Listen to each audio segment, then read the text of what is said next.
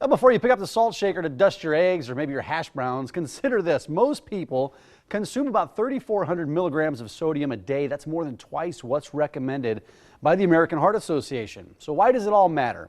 Higher sodium intake is linked to high blood pressure, cancer, osteoporosis. And Michelle Dudash joins us from Los Angeles with a few ways to pump up the flavor in our foods without turning to salt. Good morning, Michelle.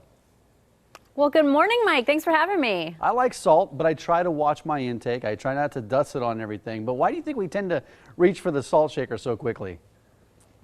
Well, there's two things. First of all, look at any table and you almost always see the salt shaker. So it's a habit for a lot of us to just sprinkle that salt on before even tasting the food. Right. The other thing is there's this misconception that people assume that you have to add all this salt to your recipes to make food taste good, but the reality is as long as you replace the flavor with low salt ingredients that can really pump up that flavor, you can lay off on that salt shaker. Yeah, what are you making for us this morning?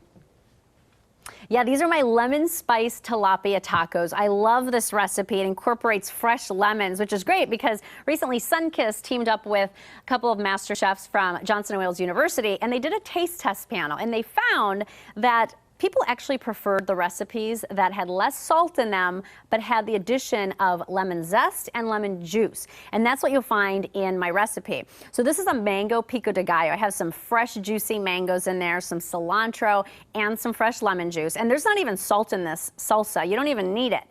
Now with the tilapia, what I did, I have some olive oil, some salt-free Southwest seasoning, and some grated lemon zest. So what I did, I just brushed that on the tilapia, pop it in the oven for about 10 minutes, or you can even toss them on the grill for 10 minutes. And then you just finish them off with some fresh shredded cabbage. You get that nice crunch on there. And then take that fresh, juicy Sunkist lemon, and that's really gonna pop that flavor. And especially make sure you use the lemon juice at the end. It's gonna bring out more flavor. Yeah, well, you mentioned that study that some people prefer the lemon over the salt, but how does the taste compare? How do you think it compares? And is it difficult to make this kind of change in our diets?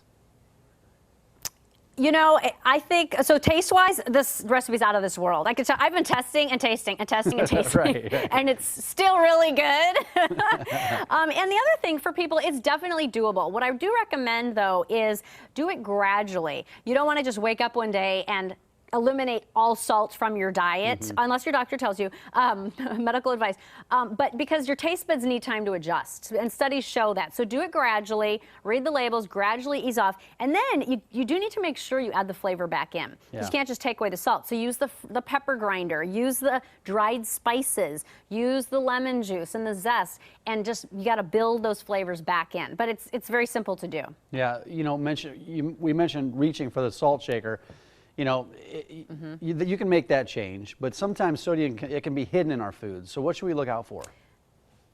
Yeah, it sure can. In fact, processed foods account for about 75% of the salt in people's diets.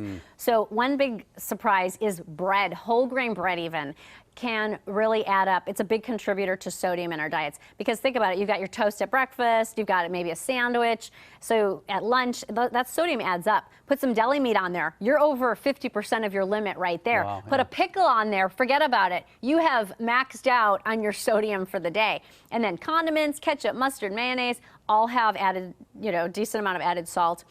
Another thing, the frozen lunch entree seems so innocent, right? And I eat these too, but you got to read the label because many of these have over half of your daily limit for sodium. Wow, that's incredible. And then, of course, soups. Yeah, read the label on the soups too. And if you do go with a low sodium soup, you might want to pump up the flavor again with dried seasonings like Italian seasoning, maybe some garlic powder, and then, of course, put that fresh spritz of lemon on there too. Yeah, I didn't even think about reading the labels on the bread. For crying out loud, jeez. Yeah. How about a website to go to for more information? Yeah, check out sunkistsalternative.com where you'll find my taco recipe as well as many more delicious low sodium recipes. All right, great tips, Michelle. Good to see you. Have a good day. Thanks, Mike. All right, Mary, over to you. Bye-bye.